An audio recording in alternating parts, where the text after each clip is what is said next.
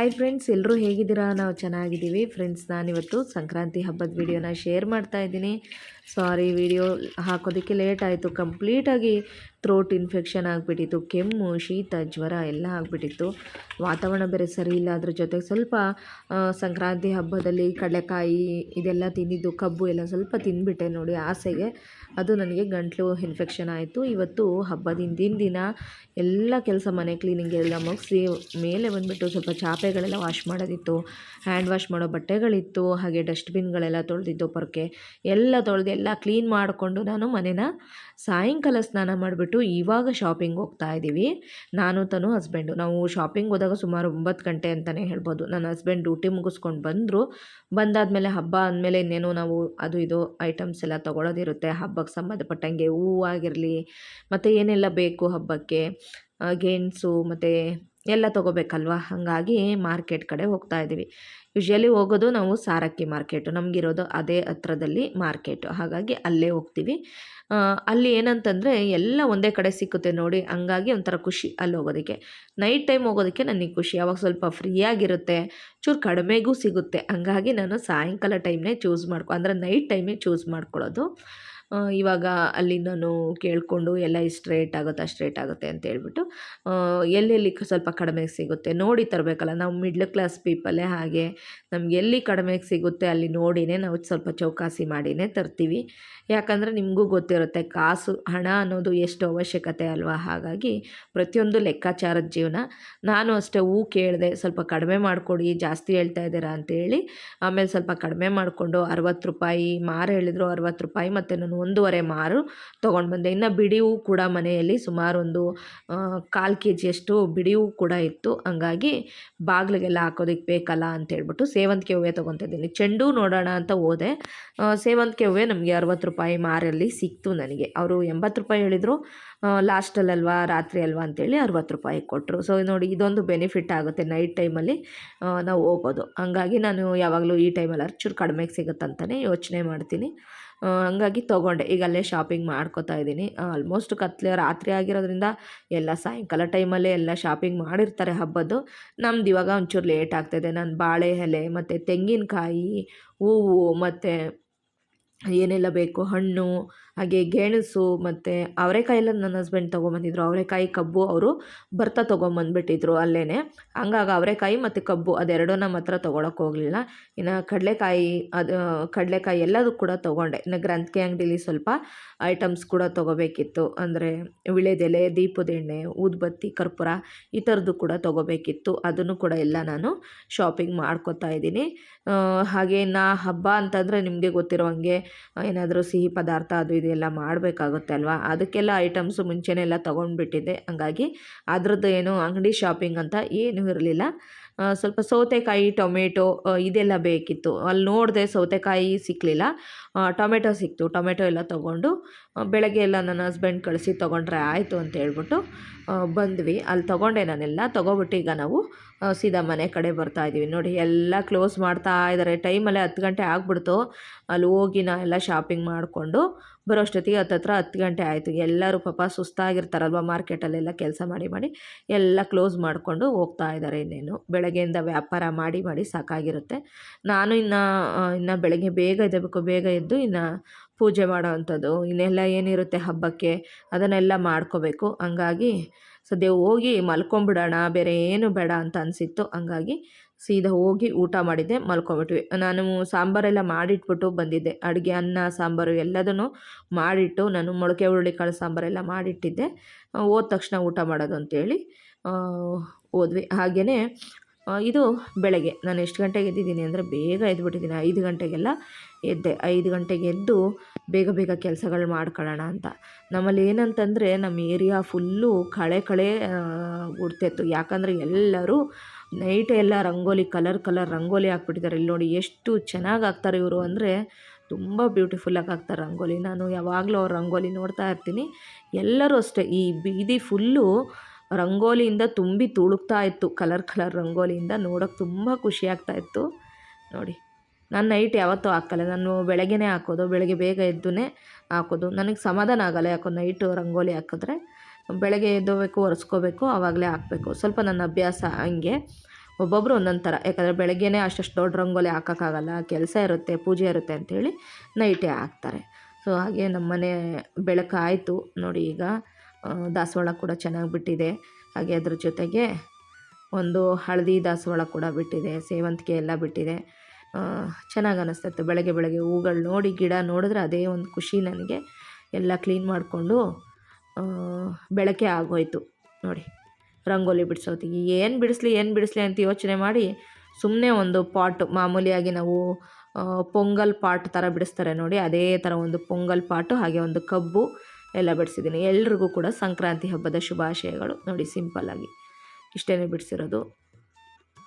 Colour ಅದೇ 3 colour ಹಾಕಿದ್ದೀನಿ. 3 colour ನಮ್ಮ ಮನೇಲಿ ದೊಡ್ಡ ಪ್ಯಾಕ್ ಇತ್ತು, ಹಂಗಾಗಿ ಮತ್ತೆ ಕಲರ್ ತರಲೇ ಇಲ್ಲ. ಅದೇ ಕಲರ್ನ ಅಡ್ಜಸ್ಟ್ ಮಾಡಿ ಅದರಲ್ಲೇ ಹಾಕಿದ್ದೀನಿ. ರಂಗೋಲಿ ಹೇಗೆ ಅನ್ನಿಸ್ತು ಅಂತ ಕಮೆಂಟ್ಸಲ್ಲಿ ತಿಳಿಸಿ. ಗಂಟೆ 6:15 6:10 ಆಗಿದೆ. ಇಲ್ಲಿ ನೋಡಿ ಸೂರ್ಯ ಕೂಡ ಉದಯ ಆಗ್ತಾಯಿದೆ.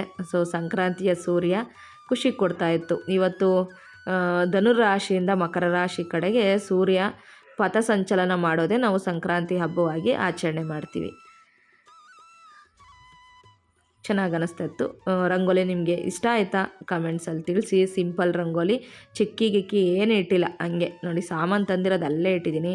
ಹಾಗೆ ಫ್ರೆಂಡ್ಸ್ ಇಲ್ಲಿ ಏನು ನೋಡ್ತಾ ಇದ್ದೀರಾ ನೋಡಿ, ತೋರಣ ಭತ್ತದ ತೋರಣ ತರಬೇಕು ಅಂತ ತುಂಬ ದಿನದ ಆಸೆ ಇತ್ತು. ಗ್ರಂಥಿಗೆ ಅಂಗಡಿ ರಾತ್ರಿ ಹೋಗಿದ್ದೆ ನೋಡಿ, ಅಲ್ಲಿ ಭತ್ತದ ತೋರಣ ಕೂಡ ಇತ್ತು. 300 ರೂಪಾಯಿ ಕೊಟ್ಟು ಆ ಭತ್ತದ ತೋರಣ ತಂದೆ.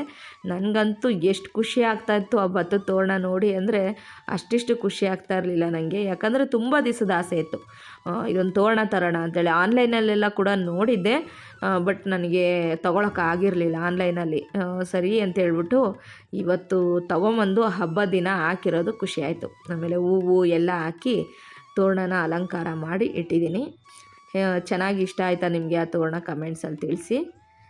ಹಾಗೆ ಅದಾದಮೇಲೆ ಇಲ್ಲಿ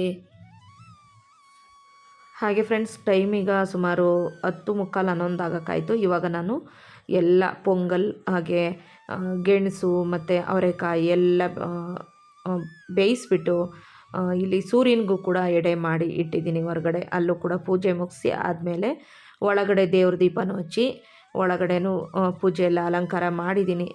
ನೋಡ್ಬೋದು ಎಳ್ಳು ಬೆಲ್ಲ, ಪೊಂಗಲ್ಲು ಮತ್ತು ಅವರೆಕಾಯಿ, ಗೆಣಸು, ಹಣ್ಣು ಮತ್ತು ಕಬ್ಬು ಎಲ್ಲದನ್ನು ಇಟ್ಬಿಟ್ಟು ದೇವ್ರಿಗೆ ಪೂಜೆ ಮಾಡಿದ್ದೀನಿ. ಸೂರ್ಯನಿಗೆ ಒಂದು ನಮಸ್ಕಾರ ಮಾಡುವಂಥದ್ದು, ಅಂದರೆ ಈ ದಿನ ಸೂರ್ಯ ಕೂಡ ಪಥಸಂಚಲನ ಮಾಡೋದು, ಇದೆಲ್ಲದಕ್ಕೂ ಕಾರಣ ಸೂರ್ಯ ಆಗಿರೋದ್ರಿಂದ ಸೂರ್ಯನಿಗೊಂದು ಪೂಜೆ ಮಾಡಿ ಹಬ್ಬ ಆಚರಣೆ ಮಾಡೋದೇ ವಿಶೇಷ ಸಂಕ್ರಾಂತಿ. ಒಬ್ಬೊಬ್ಬರು ಒಂದೊಂದು ರೀತಿ ಒಂದೊಂದು ಕಡೆ ಒಂದೊಂದು ಥರ ಮಾಡ್ತಾರೆ. ನಾನಂತೂ ಈ ರೀತಿಯಾಗಿ ಮಾಡ್ತೀನಿ. ಸೊ ಎಲ್ಲ ಇಟ್ಟಾದಮೇಲೆ ಸುಮ್ಮನೆ ಹಾಗೆಯೇ ಒಂದು ಕ್ಲಿಪ್ನ ತಗೋತಾ ಇದ್ದೀನಿ ನೋಡಿ. ತುಂಬ ಐಟಮ್ಸ್ ಅಂತೇನು ಮಾಡಲಿಲ್ಲ, ಯಾಕಂದರೆ ಸಿಹಿ ಪೊಂಗಲ್ಲು, ಖಾರ ಪೊಂಗಲ್ಲು, ಅದ್ರ ಜೊತೆಗೆ ಕಬ್ಬು, ಗೆಣಸು ಮತ್ತು ಅವರೆಕಾಯಿ ಇದನ್ನೆಲ್ಲ ಬೇಯಿಸಿದ್ದು.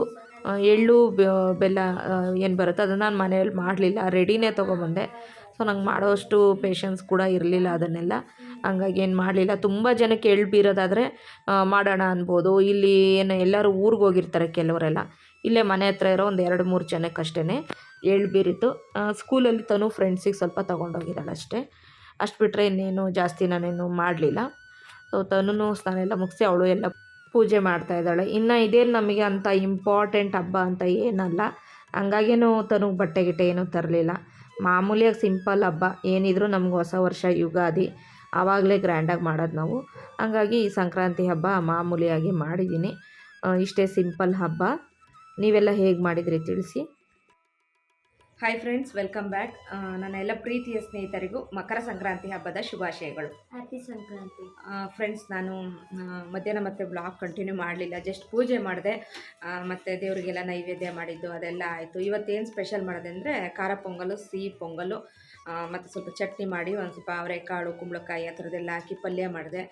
ಮತ್ತು ಅವರೆಕಾಯಿ ಬೇಯಿಸಿದ್ದು, ಗೆಣಸು ಬೇಯಿಸಿದ್ದು, ಕಡಲೆಕಾಯಿ ಬೇಯಿಸಿದ್ದು, ಇಷ್ಟು ಬೇಯಿಸಿ ದೇವರಿಗಿಟ್ಟು ಅಷ್ಟು ಮಾಡಿದೆ ಅಷ್ಟೇ. ನನಗೆ ತುಂಬ ಟಯರ್ಡ್ ಆಗಿಬಿಟ್ಟಿದೆ. ಇಲ್ಲಿ ನೋಡಿ ಕಣ್ಣೆಲ್ಲ ಊದ್ಕೊಬಿಟ್ಟಿದೆ, ಇನ್ನೂ ಕಣ್ಣು ಸರಿಯಾಗಿಲ್ಲ.